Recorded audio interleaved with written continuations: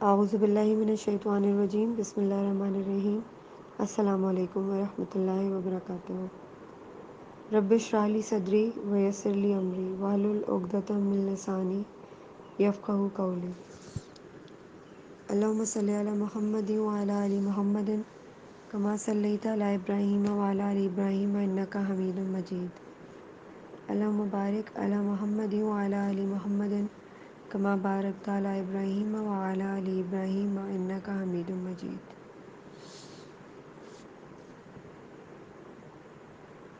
آج ہم سورہ فاتحہ کی تفسیر کریں گے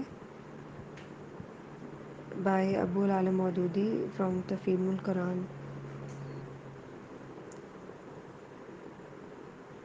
اس سورت کا نام الفاتحہ اس کے مضمون کی مناسبت سے ہے۔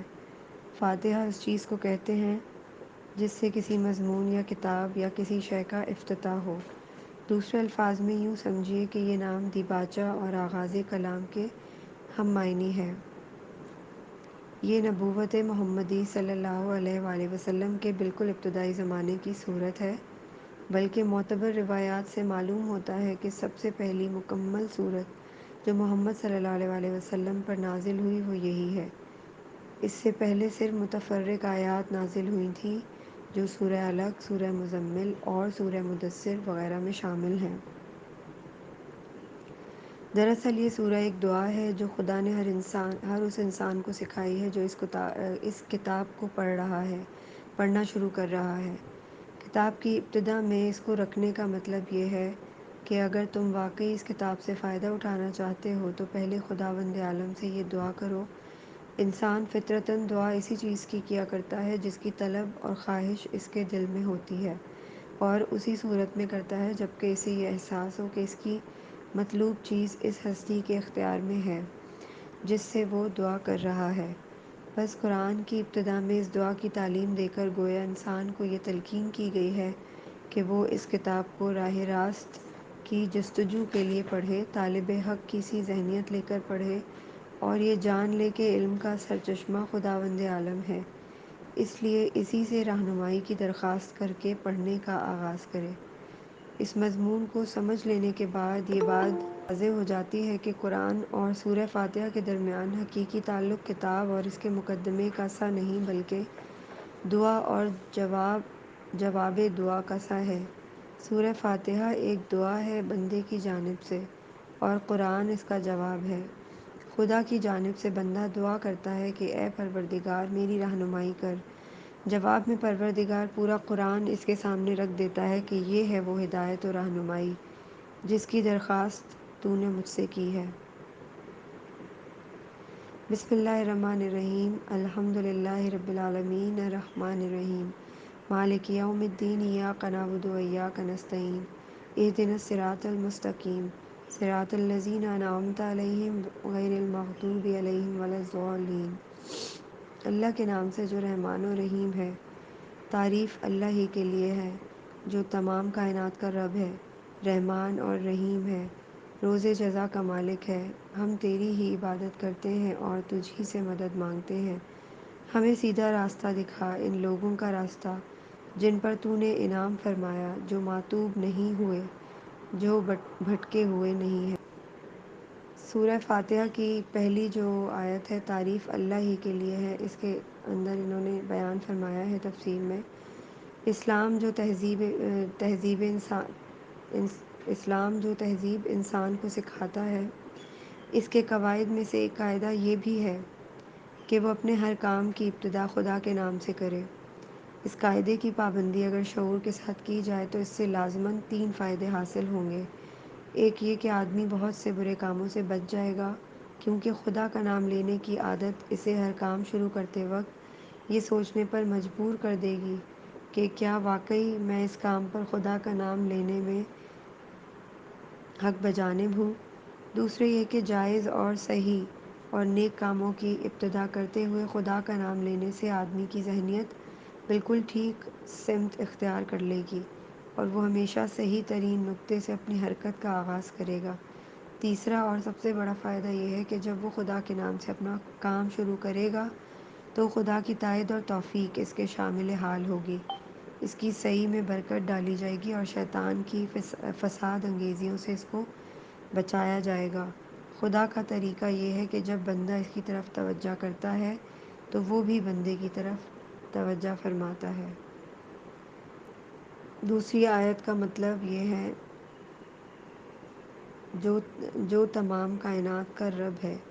اس میں یہ فرماتے ہیں، جیسا کہ ہم دیباچہ میں بیان کر چکے ہیں، سورہ فاتحہ اصل میں تو ایک دعا ہے، لیکن دعا کی ابتدا اس ہستی کی تعریف سے کی جا رہی ہے جس سے ہم دعا مانگنا چاہتے ہیں۔ یہ گویا اس امر کی تعلیم ہے کہ دعا جب مانگو تو مہذب طریقے سے مانگو۔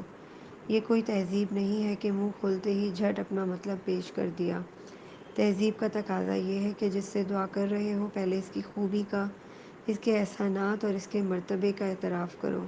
تعریف ہم جس کی بھی کرتے ہیں وہ دو وجہ سے کیا کرتے ہیں، ایک یہ کہ وہ بجائے خود حسن و خوبی اور کمال رکھتا ہو، قطع نظر اس کے کہ ہم پر اس کے ان فضائل کا کیا اثر ہے۔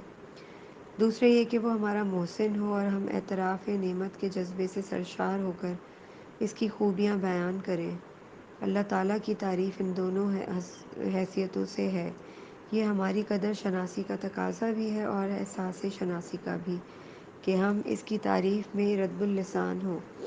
اور بات صرف اتنی ہی نہیں ہے کہ تعریف اللہ ہی کے لیے ہے، بلکہ صحیح یہ ہے کہ تعریف اللہ ہی کے لیے ہے۔ یہ بات کہہ کر ایک بڑی حقیقت پر سے پردہ اٹھا لیا گیا ہے کہ اور وہ حقیقت ایسی ہے جس کی پہلی ہی ضرب سے مخلوق پرستی کی جڑ کٹ جاتی ہے۔ دنیا میں جہاں جس چیز اور جس شکل میں بھی کوئی حسن، کوئی خوبی، کوئی کمال ہے، اس کا سرچشمہ اللہ ہی کی ذات ہے۔ کسی انسان، کسی فرشتے، کسی دیوتا، کسی سیارے، غرض کسی مخلوق کا کمال بھی ذاتی نہیں ہے بلکہ اللہ کا عطیہ ہے۔ بس اگر کوئی اس کا مستحق ہے کہ ہم اس کے گرویدہ و پرستار، احسان مند اور شکر گزار، نیاز مند اور خدمت گار بنے تو وہ خالق کمال ہے، نہ کہ صاحب کمال۔ تیسرا حاشیہ ہے، رب رحمان اور رحیم ہے۔ رب کا لفظ عربی زبان میں تین معنوں میں بولا جاتا ہے: مالک اور آقا، مربی، پرورش کرنے والا، خبر گیری اور نگہبانی کرنے والا، فرما روا، حاکم، مدبر اور منتظم۔ اللہ تعالیٰ ان سب معنوں میں کائنات کا رب ہے۔ چوتھا حاشیہ ہے، روز جزا کا مالک ہے۔ انسان کا خاصہ ہے کہ جب کوئی چیز اس کی نگاہ میں بہت زیادہ ہوتی ہے تو وہ مبالغے کے صیغوں میں اس کو بیان کرتا ہے، اور اگر ایک مبالغے کا لفظ بول کر وہ محسوس کرتا ہے کہ اس شے کی فراوانی کا حق ادا نہیں ہوا تو پھر وہ اسی معنی کا ایک اور لفظ بولتا ہے تاکہ وہ کمی پوری ہو جائے جو اس کے نزدیک مبالغے میں رہ گئی ہے۔ اللہ کی تعریف میں رحمان کا لفظ استعمال کرنے کے بعد پھر رحیم کا اضافہ کرنے میں بھی یہی نکتہ پوشیدہ ہے۔ رحمان عربی زبان میں بڑے مبالغے کا صیغہ ہے، لیکن خدا کی رحمت اور مہربانی اپنی مخلوق پر اتنی زیادہ ہے، اس قدر وسیع ہے، ایسی بے حد و حساب ہے کہ اس کے بیان میں بڑے سے بڑا مبالغے کا لفظ بول کر بھی جی نہیں بھرتا۔ اس لیے اس کی فراوانی کا حق ادا کرنے کے لیے پھر رحیم کا لفظ مزید استعمال کیا گیا ہے۔ اس کی مثال ایسی ہے جیسے کہ ہم کسی شخص کی فیاضی کے بیان میں سخی کا لفظ بول کر جب تشنگی محسوس کرتے ہیں تو اس پر داتا کا اضافہ کرتے ہیں۔ رنگ کی تعریف میں جب گورے کو کافی نہیں پاتے تو اس پر چٹے کا لفظ بڑھا دیتے ہیں۔ درازی قد کے ذکر میں جب لمبا کہنے سے تسلی نہیں ہوتی تو اس کے بعد تڑنگا بھی کہہ دیتے ہیں۔ پانچویں حاشیے میں روز جزا کا مالک ہے، رائٹ؟ یعنی جی تھینک یو، جزاک اللہ۔ یعنی اس دن کا مالک جبکہ تمام اگلی پچھلی نسلوں کو جمع کر کے ان کے کارنامہ زندگی کا حساب لیا جائے گا اور ہر انسان کو اس کے عمل کا پورا صلہ مل جائے گا۔ اللہ کی تعریف میں رحمان اور رحیم کہنے کے بعد مالک روز جزا کہنے سے یہ بات نکلتی ہے کہ وہ نرا مہربان ہی نہیں بلکہ منصف بھی ہے، اور منصف بھی ایسا با اختیار منصف کے آخری فیصلے کے روز وہی پورے اقتدار کا مالک ہوگا۔ نہ اس کی سزا میں کوئی مزاحم ہو سکے گا اور نہ جزا میں مانے۔ لہٰذا ہم اس کی ربوبیت اور رحمت کی بنا پر اس سے محبت ہی نہیں کرتے بلکہ اس کے انصاف کی بنا پر اس سے ڈرتے بھی ہیں، اور یہ احساس بھی رکھتے ہیں کہ ہمارے انجام کی بھلائی اور برائی بالکلیہ اسی کے اختیار میں ہے۔ چھٹا حاشیہ ہے: ہم تیری ہی عبادت کرتے ہیں۔ عبادت کا لفظ بھی عربی زبان میں تین معنوں میں استعمال ہوتا ہے: پوجا اور پرستش، اطاعت اور فرمانبرداری، بندگی اور غلامی۔ اس مقام پر تینوں معنی بیک وقت مراد ہیں، یعنی ہم تیرے پرستار بھی ہیں، مطیع فرمان بھی، اور بندہ و غلام بھی۔ اور بات صرف اتنی ہی نہیں ہے کہ ہم تیرے ساتھ یہ تعلق رکھتے ہیں، بلکہ واقعی حقیقت یہ ہے کہ ہمارا یہ تعلق صرف تیرے ہی ساتھ ہے۔ ان تینوں معنوں میں سے کسی معنی میں بھی کوئی دوسرا ہمارا معبود نہیں ہے۔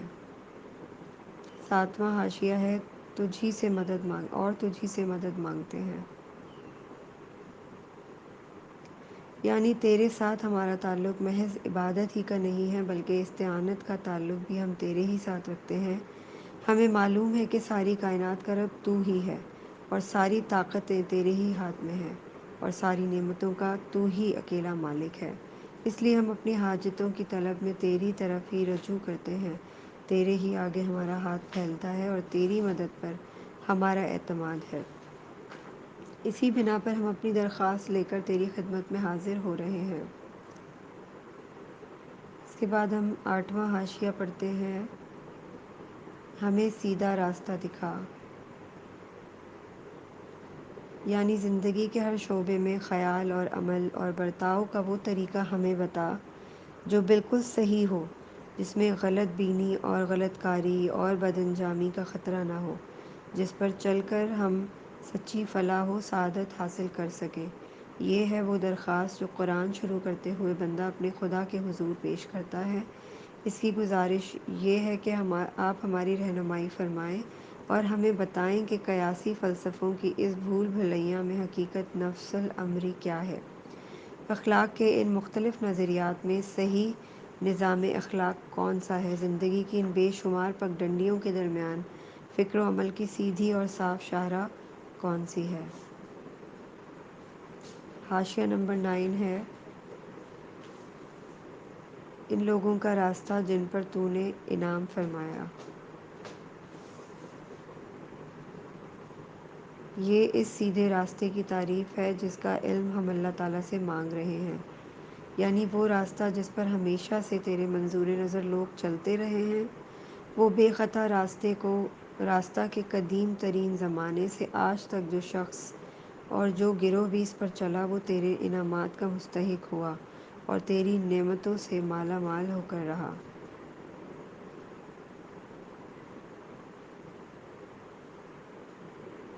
10واں اور آخری حاشیہ ہے: جو معتوب نہیں ہوئے، جو بھٹکے ہوئے نہیں ہیں۔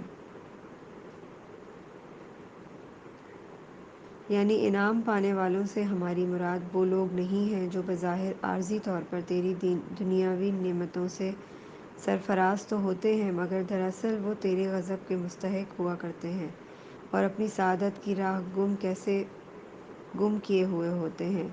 اس سلبی تشریح سے یہ بات کھل جاتی ہے کہ انعام سے ہماری مراد حقیقی اور پائیدار انعامات ہیں جو راست روی اور خدا کی خوشنودی کے نتیجے میں ملا کرتے ہیں، نہ کہ وہ عارضی اور نمائشی انعامات جو پہلے بھی فرعونوں اور نمرودوں اور قارونوں کو ملتے رہے ہیں اور آج بھی ہماری آنکھوں کے سامنے بڑے بڑے ظالموں اور بدکاروں اور گمراہوں کو ملے ہیں۔ تو بیسیکلی اگر دیکھا جائے تو ہم یہ اللہ سے دعا مانگ رہے ہیں قرآن پاک شروع کرتے ہوئے کہ پہلے تو انہوں نے یہ اوپر مینشن کیا ہے کہ یہ والی جو صورت ہے یہ پہلی صورت ہے جو پراپرلی ایک کمپلیٹ صورت کی فارم میں نازل ہوئی۔ اس کے علاوہ سٹارٹنگ میں جو ہمارے پیارے نبی صلی اللہ علیہ وسلم کے اوپر وحی اترتی رہی، آیات اترتی رہیں، وہ سیپریٹلی انڈیویجولی جو ہے وہ اتری، لیکن ایک کمپلیٹ صورت کی فارم میں سورہ فاتحہ جو ہے وہ پہلی صورت ہے جو نازل ہوئی۔ اور یہ قرآن پاک کے شروع میں اس لیے بھی ہے کہ قرآن پاک شروع کرنے سے پہلے یہ ایک دعا ہے جو انسان اللہ تعالیٰ سے کر رہا ہے اور اس کی بڑائی بیان کر رہا ہے. جب ہم کسی کی، اس میں یہی انہوں نے تفسیر میں بیان کیا ہے کہ جب ہم کسی سے مانگنا شروع ہوتے ہیں، کسی سے دعا مانگنے لگتے ہیں، تو تہذیب، دعا مانگنے کی تہذیب یہ ہے، دعا مانگنے کا ایک مہذب طریقہ یہ ہے کہ پہلے جس سے مانگا جا رہا ہے اس کی تعریف میں کلمات کہے جائیں، اس کے بارے میں بتایا جائے کہ وہ کتنا طاقتور ہے، کتنا قوی ہے، کہ وہ ہماری دعا قبول کرنے والا ہے اور ہم اس سے مانگ رہے ہیں. تو مانگنے سے پہلے ہم اس کی شان میں جتنے تعریفی کلمات کہہ سکتے ہیں، اس کی شان میں جتنی چیزوں کو، کلابوں کو ملا سکتے ہیں، ہم اس حساب سے دعا مانگنے سے پہلے یہ چیزیں شروع کرتے ہیں. اور انہوں نے ون بائی ون حاشیہ وائز یہ چیزیں مینشن کی ہیں کہ کس طریقے سے ایک ایک آیت کو ہم سپریٹلی ایکسپلین کر سکتے ہیں کہ اللہ تعالیٰ ہمارا کائنات کا رب ہے. اور اگر ہم ڈیٹیل میں اس کو سوچیں، اس بارے میں، ان آیات کو سپریٹلی سوچنے بیٹھیں، تو ہمیں پتہ چلے کہ ان آیات کا بیسک مقصد کیا ہے اور اصل مطلب کیا ہے.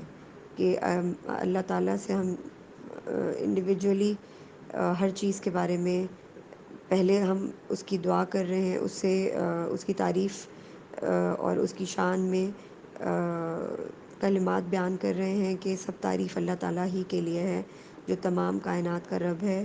اس کائنات کا رب جو اس نے بنائی ہے، جس میں اس نے ایک ایک پھول، پودا، چرند پرند، انسان تخلیق کیے ہیں. اور اس کے بعد وہ رحمان اور رحیم ہے، یعنی وہ رزق اس کو بھی دیتا ہے جو اس پرستش کرتے ہیں، جو اس کو معبود سمجھتے ہیں، اور رزق وہ اس کو بھی دیتا ہے جو اس سے دور ہیں، جو اس کے بتائے ہوئے راستے کو فالو نہیں کر رہے، جو اس کو معبود نہیں سمجھتے. نعوذ باللہ. روز جزا کا مالک ہے، یعنی اس کو قدرت حاصل ہے کہ وہ جسے چاہے زندہ کرے، جسے چاہے مردہ کرے. اور آخرت اور روز جزا کا مالک وہی ہے جب وہ ہم سب کے فیصلے کرے گا. ٹھیک ہے، تو یہ ہماری انڈرسٹینڈنگ اسی حساب سے ہے کہ ہم تیری عبادت کرتے ہیں اور تجھی سے مدد مانگتے ہیں، کیونکہ تو ہی ہمارا معبود ہے. ہم کہیں اور جا کر کسی اور سے نہیں مانگ سکتے، کیونکہ تو ہی ہمارا معبود ہے. تو اس کے پیچھے بھی یہی ڈیٹیل ہے، یہی ایکسپلینیشن ہے کہ تو نے ہمیں پیدا کیا ہے اور تو نے ہی ہمیں زندہ رکھا ہوا ہے. تو نے ہمیں ہمارے جینے کے لیے بیسک نیڈز کیا کیا ہیں، وہ تو ہی پوری کرنے والا ہے. ہمیں سیدھا راستہ دکھا. اور سیدھا راستہ کیا مراد ہے سیدھے راستے سے؟ وہ سیدھا راستہ جس میں اللہ تعالیٰ نے قرآن پاک کے اندر ایک ایک چیز بیان کر دی ہے، وہ سیدھا راستہ جس میں اللہ تعالیٰ نے ہمیں اخلاقیات سکھائی ہیں، ہمیں زندگی گزارنے کے طریقے بتائے ہیں، ہمیں معاشرتی تعلقات اور ان کو بیلنس کیسے رکھنا ہے، یہ سب چیزیں بتائی ہیں. ہمیں انصاف معاشرے میں کیسے قائم رکھنا ہے، ہمیں انسانیت کے لیول کے اوپر رہ کر زندگی کو کیسے گزارنا ہے، انسانیت کے لیول کے اوپر رہ کر ہمیں کیسے دوسروں کے کام آنا ہے. یہ ہے ہمارا سیدھا راستہ جو ہم اللہ سے مانگ رہے ہیں کہ ہمیں سیدھا راستہ دکھا. اس کی دعا ہم اس سے مانگ رہے ہیں کہ ہمیں یہ سب طریقے سیکھنے کی ہمت اور طاقت عطا کر. ان لوگوں کا راستہ جن پر تو نے انعام فرمایا، یعنی ان لوگوں کا راستہ جو تیرے راستے پر چل کر جنت الفردوس اور اس کے اعلیٰ مقامات پر پہنچیں گے، جہاں پر تو نے ایسے لوگوں کو انعام و اکرام فرمائے، دین اور دنیا میں ان کو سرخرو کیا.